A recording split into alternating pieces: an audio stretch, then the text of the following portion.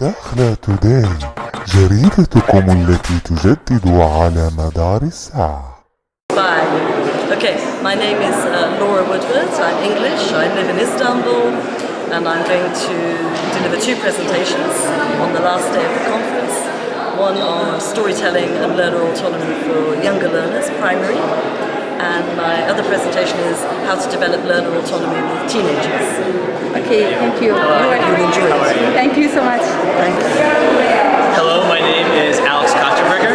I am a Fulbright English teaching assistant at NCG in Agadir, and here at the conference I'll be talking about my teaching experiences with university students at NCG in Agadir and the techniques and strategies that I have tried to use with my students at the NCG in Agadir.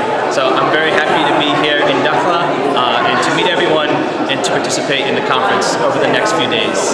So it's first time to come here in Dakhla? It's my first time here in Dakhla. Okay, welcome to Dakhla. Thank you. It was very good to be here, welcome. and I'm enjoying it so far. So, شكرا. الجديدة اللي بمدينة الأكاديمية الجوية للتطوير الداخلي والذهب. احنا اليوم في هذا النشاط المميز اللي كتنظموا الأكاديمية طبعا بإشراف السادة الأساتذة ديال التربية ديال اللغة الإنجليزية والمفتش ديال اللغة الإنجليزية. وطبعا هذه التظاهرة مهمة جدا وهي الثانية من نوعها الآن، وهي طبعا تكتسي طابعا دوليا نظرا لحضور مجموعة من الأساتذة من بريطانيا وكندا والولايات المتحدة. وهذا الفعالية هي مهمة جدا. لماذا؟ لأنها تدخل ضمن الرؤية الاستراتيجية للمجلس الأعلى لقدمة جلالة الملك، وكذلك تدخل في البرنامج الحكومي، وطبعا هي تطبيقا لتوجيهات جلالة الملك محمد السادس نصره الله. وكنعرف بأن اللغات هي من أهم الوسائل لكي ينفتح شبابنا على العالم وعلى ثقافات العالم وعلى طبعا وحتى لكي يعرف الشباب ديالنا والتلاميذ ديالنا كيف يسوقون لديننا الحنيف على أنه دين التسامح، دين الرأفة، دين حسن الجوار، دين التضحية، وليس دين عنف. وكذلك حتى لكي يستطيعوا أن يعرفوا حتى بثقافتنا الحسانية وما تزخر به من قيم، خاصة بعد أن أشاد بها جلالة الملك في خطابه الأخير ديال الذكرى 42 للمسيرة الحرة. إذا طبعا هذه مهمة جدا، وهي من اللبنات التي تعتمد عليها الأكاديمية في تحسين جودة التعلمات وخاصة اللغات الحية. وكنشكر جميع المساهمين منها الأساتذة ديال اللغة الإنجليزية، منها كوزموس إنرجي، يعني من جميع المتدخلين الآخرين، وطبعا مجلس الجهة. وكنشكر الجميع على التعاون ديالو وعلى دعمه لهذه التظاهرة المهمة جدا، واللي هي في الأول والأخير لمصلحة التلاميذ والتلميذات ديال الجهة إن شاء الله. وشكرا.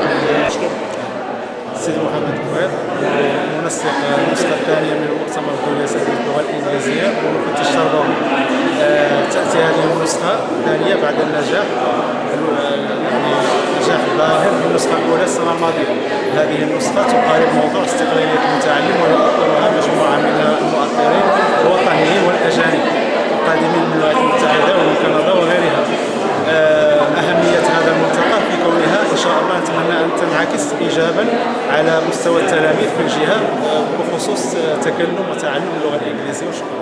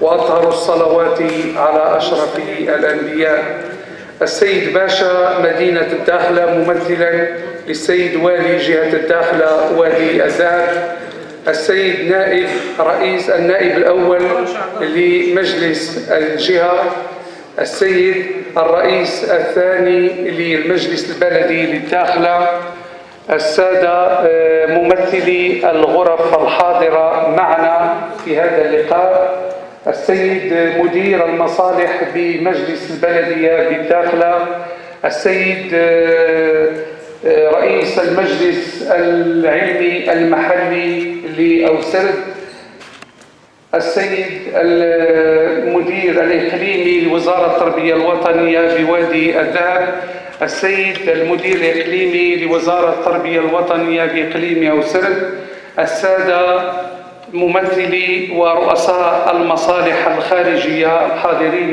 معنا، ضيوفنا الأعزاء our dear guests، أيها الحضور الكرام، أطرا تربوية وإدارية والجمعيات المجتمع المدني وبناتي وأبناء التلميذات والتلاميذ الأعزاء، سلام الله عليكم ورحمة منه تعالى وبركاته.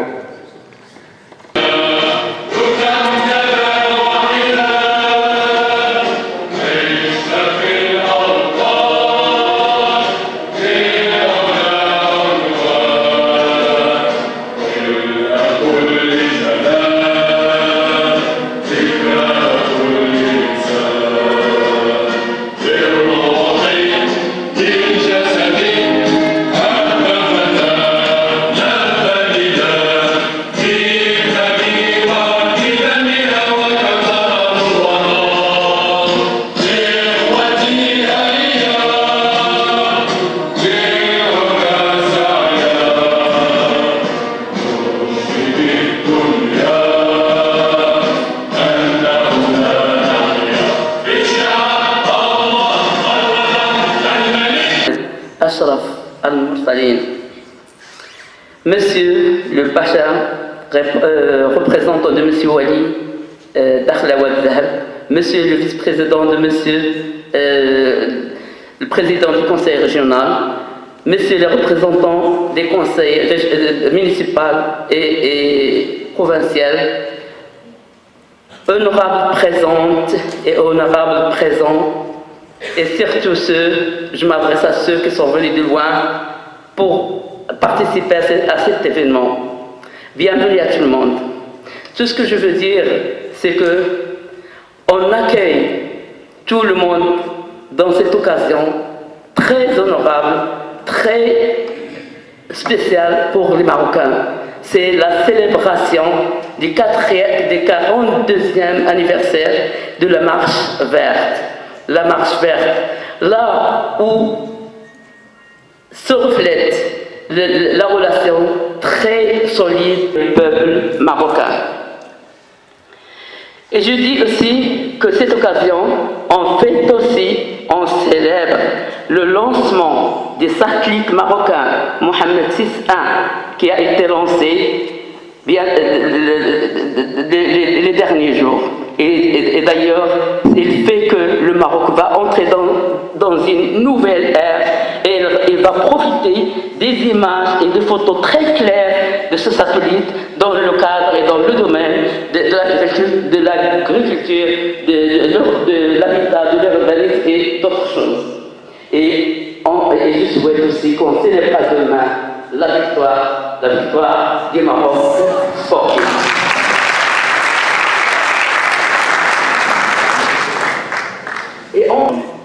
While learner autonomy, it is something that teachers are going to discuss in the workshop.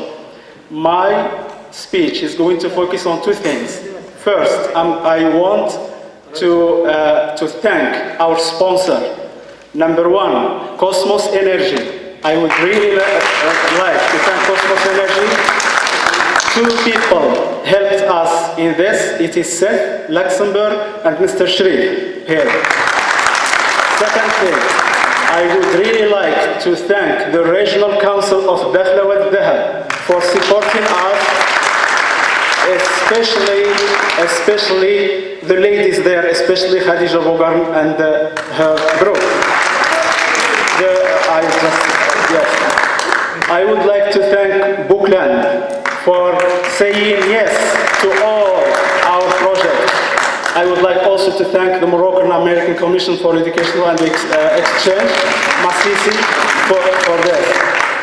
I would maybe I forgot a lot, but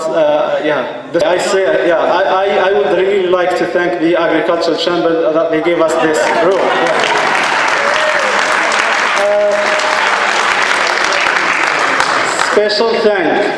Special thanks to our speaker who said yes from the first email or from the first phone and who will go back without a cent. I'm talking about our international speaker, Dorothy Zima from the United States, Scott Allenbeck from Georgia,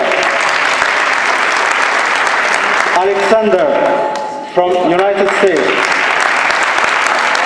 Natalie from United States, and a really very funny lady, Laura Woodward from UK.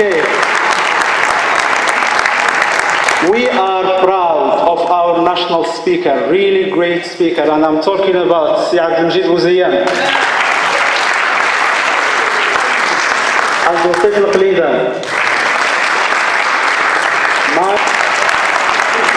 Mr. Khalil Zakari.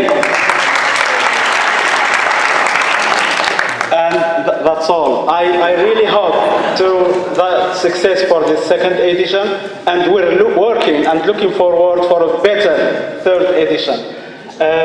باسمكم أعطي الكلمة الآن لرئيس جمعية الداخلة لأساتذة اللغة الإنجليزية فليتفضل.